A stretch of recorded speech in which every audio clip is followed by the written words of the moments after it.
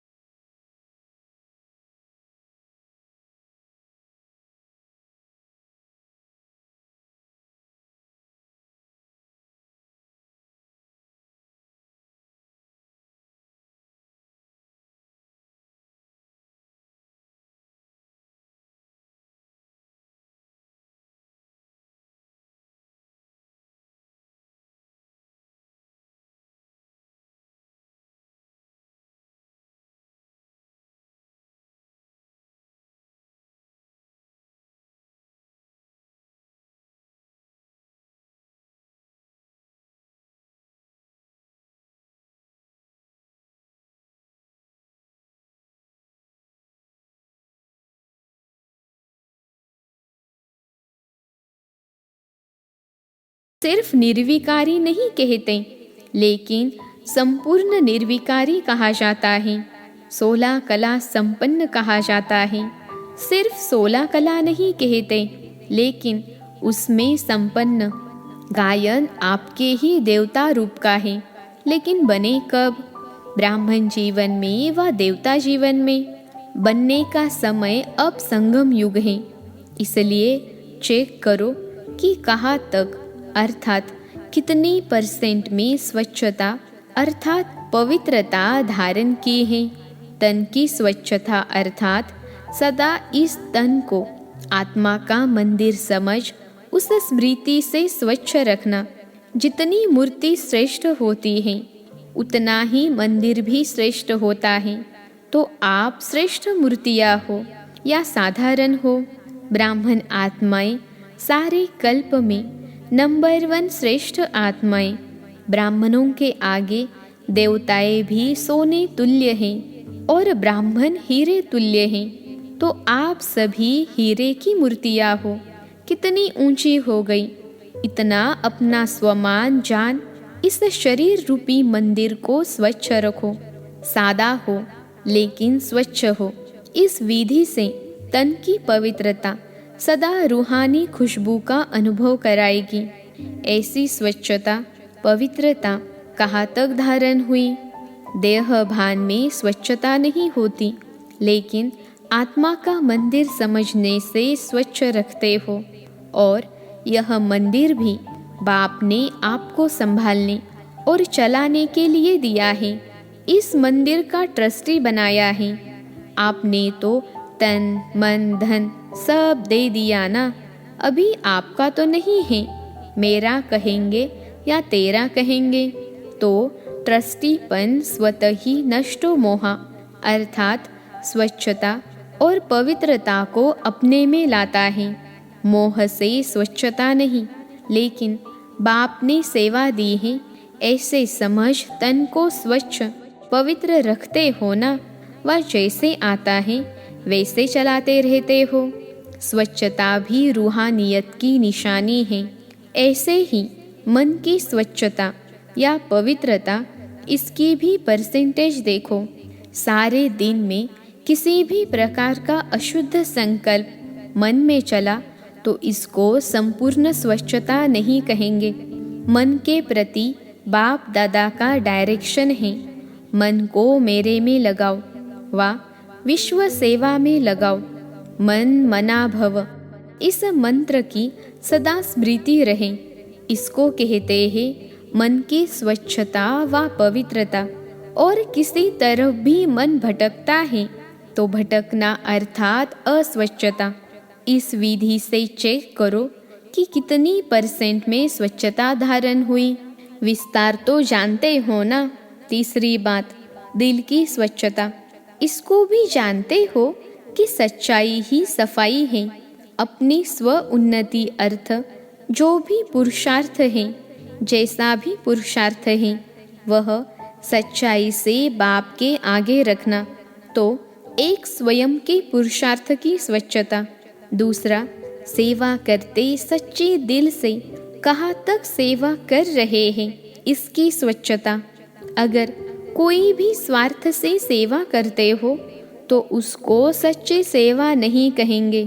तो सेवा में भी सच्चाई सफाई कितनी है। कोई सोचते हैं कि सेवा तो करनी ही पड़ेगी, जैसे लौकिक गवर्नमेंट की ड्यूटी है। चाहे सच्चे दिल से करो, चाहे मजबूरी से करो, चाहे अलबेले बन के करो, करनी पड़ती है ना। कैसे भी 8 घंटे पास करने ही हैं। ऐसे इस ऑलमाइटी गवर्नमेंट द्वारा ड्यूटी मिली हुई है। ऐसे समझ के सेवा करना, इसको सच्ची सेवा नहीं कहा जाता। ड्यूटी सिर्फ नहीं है, लेकिन ब्राह्मण आत्माओं का निजी संस्कार ही सेवा है। तो संस्कार स्वतः ही सच्ची सेवा के बिना रहने नहीं देते। तो ऐसे चेक करो कि सच्चे दिल से अर्थात ब्राह्मण जीवन के स्वतः संस्कार से कितने % की सेवा की। इतने मेले कर लिए, इतनी कोर्स करा लिए, लेकिन स्वच्छता और पवित्रता की % कितनी रही। ड्यूटी नहीं है, लेकिन निजी संस्कार है, स्वधर्म है, स्वकर्म है। चौथी बात, संबंध में स्वच्छता। इसका सार रूप में विशेष यह चेक करो कि संतुष्टता रूपी स्वच्छता कितने % में है। सारे दिन में भिन्न भिन्न वैरायटी आत्माओं से संबंध होता है। 3 प्रकार के संबंध में आते हो। एक ब्राह्मण परिवार के, दूसरा आए हुए जिज्ञासु आत्माओं के, तीसरा लौकिक परिवार के। तीनों ही संबंध में सारे दिन में स्वयं की संतुष्टता और संबंध में आने वाली दूसरी आत्माओं के संतुष्टता की % कितनी रही। संतुष्टता की निशानी स्वयं भी मन से हल्के और खुश रहेंगे और दूसरे भी खुश होंगे। असंतुष्टता की निशानी स्वयं भी मन से भारी होंगे। अगर सच्चे पुरुषार्थी हैं तो बार बार न चाहते भी ये संकल्प आता रहेगा कि ऐसे नहीं बोलते, ऐसे नहीं करते तो अच्छा। यह बोलते थे, यह करते थे, यह आता रहेगा।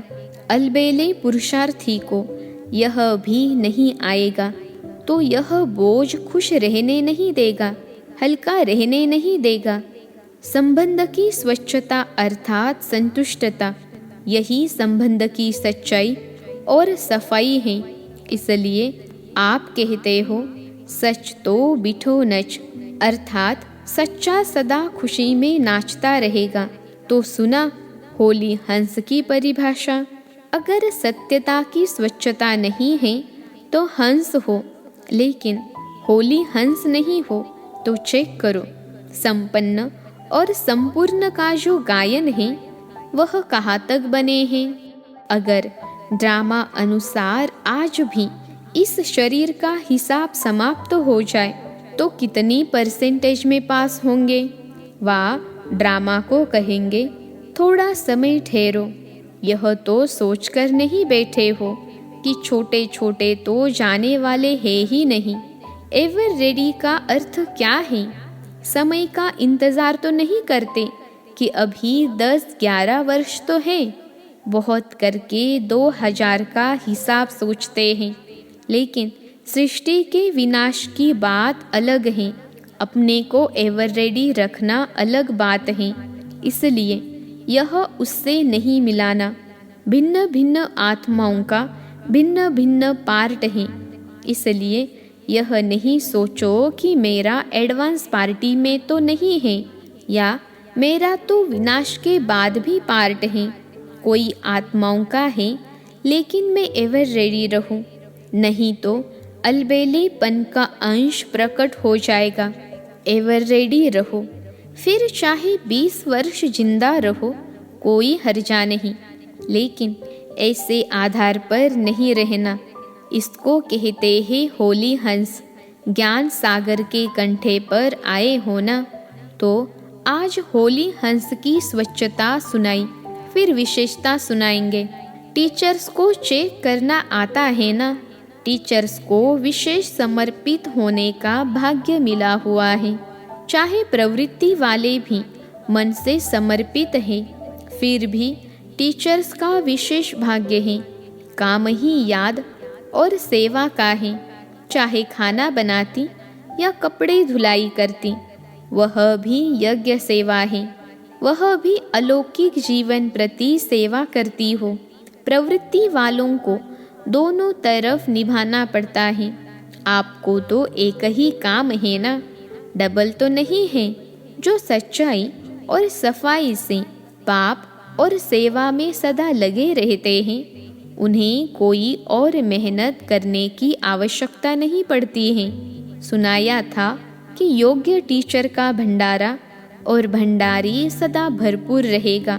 फिक्र नहीं करना पड़ेगा अगला मास कैसे चलेगा, मेला कैसे होगा। सेवा के साथ साथ साधन स्वतः प्राप्त होंगे। रूहानी आकर्षण, सेवा और सेवा केंद्र स्वतः ही बढ़ाती रहती हैं। जब ज़्यादा सोचते हो कि जिज्ञासु क्यों नहीं बढ़ते, ठहरते क्यों नहीं, चले क्यों जाते, तो जिज्ञासु नहीं ठहरते। योगयुक्त होकर रूहानियत से आह्वान करते हो तो जिज्ञासु स्वतः ही बढ़ते हैं। ऐसे होता है ना, तो मन सदा हल्का रखो, किसी प्रकार का बोझ नहीं रहे। किसी भी प्रकार का बोझ है, चाहे अपना, चाहे सेवा का, चाहे सेवा साथियों का, तो उड़ने नहीं देगा। सेवा भी ऊंची नहीं उठेगी। इसलिए सदा दिल साफ और मुराद हासिल करते रहो। प्राप्तियाँ आपके सामने स्वतः ही आएगी। क्या सुना? सर्व रूहानी प्राप्तियाँ है ही ब्राह्मणों के लिए, तो कहा जाएगी अधिकार ही आप लोगों का है। अधिकार कोई छीन नहीं सकता। अच्छा, सर्व होली हंसों को, चारों ओर के सच्चे साहेब को राजी करने वाले, सच्ची दिल वाली श्रेष्ठ आत्माओं को, सदा स्वयं को एवर रेडी रखने वाले नंबर 1 बच्चों को, सदा अपने को गायन योग्य, संपूर्ण और संपन्न बनाने वाले बाप के समीप बच्चों को, सदा अपने को अमूल्य हीरे तुल्य अनुभव करने वाले अनुभवी आत्माओं को बाप दादा का याद प्यार और नमस्ते। हम रूहानी बच्चों की रूहानी माता पिता बाप दादा को याद प्यार, गुड मॉर्निंग और नमस्ते बाबा नमस्ते। महाराष्ट्र ग्रुप से अव्यक्त बाप दादा की मुलाकात। सदा खुशहाल रहते हो। खुशहाल अर्थात भरपूर, संपन्न। खुशहाली स्वयं को भी प्रिय, औरों को भी प्रिय लगती है।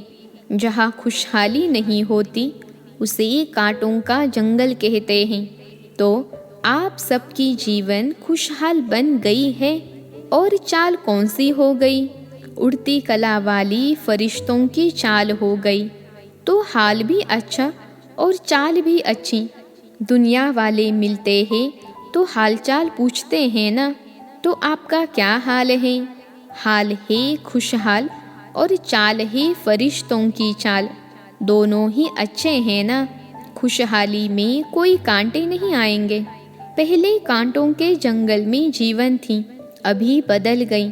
अभी फूलों की खुशहाली में आ गए। सदा जीवन में दिव्य गुणों के फूलों की फुलवाड़ी लगी हुई है।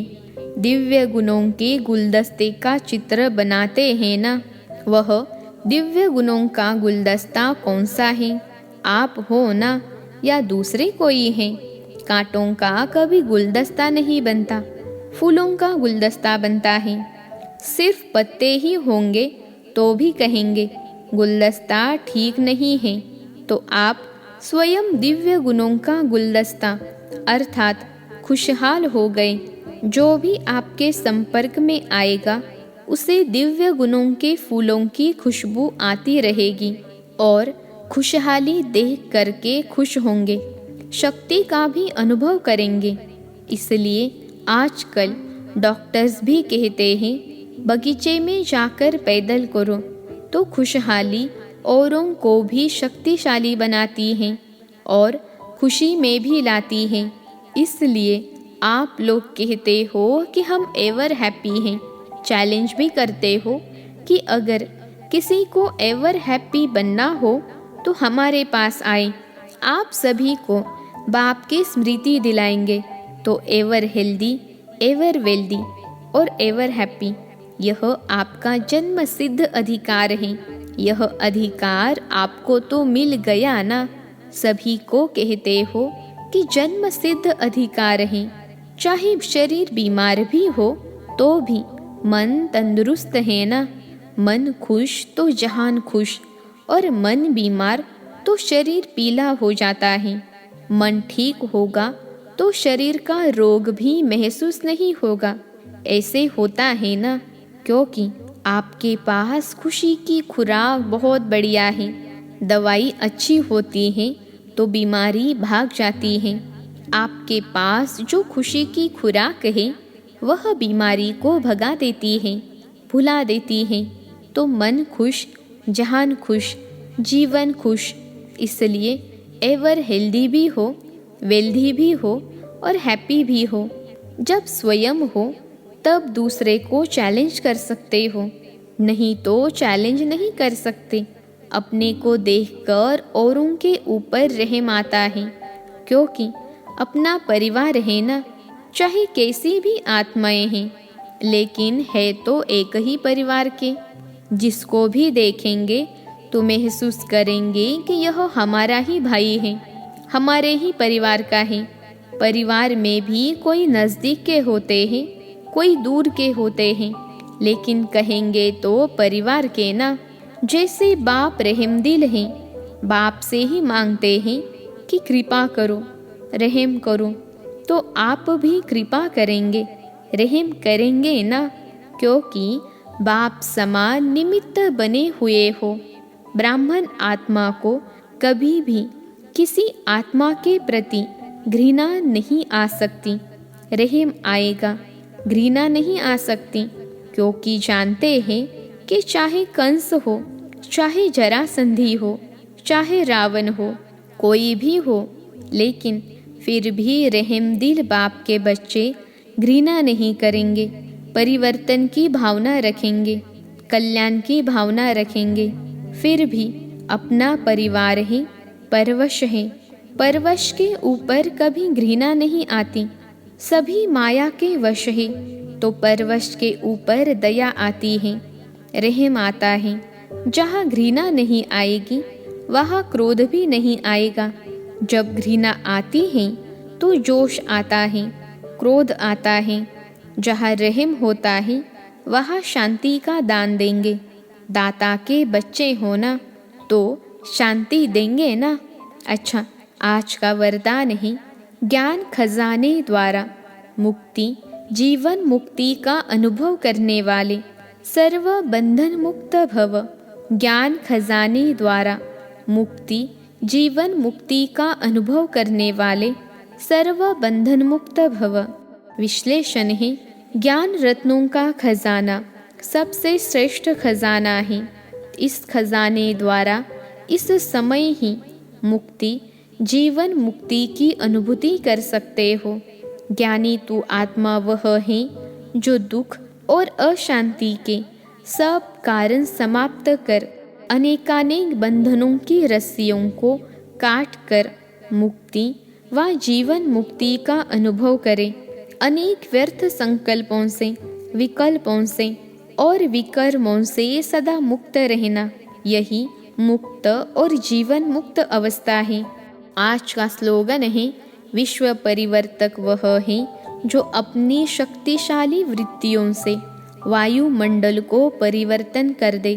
विश्व परिवर्तक वह है जो अपनी शक्तिशाली वृत्तियों से वायुमंडल को परिवर्तन कर दे। अच्छा, ओम शांति।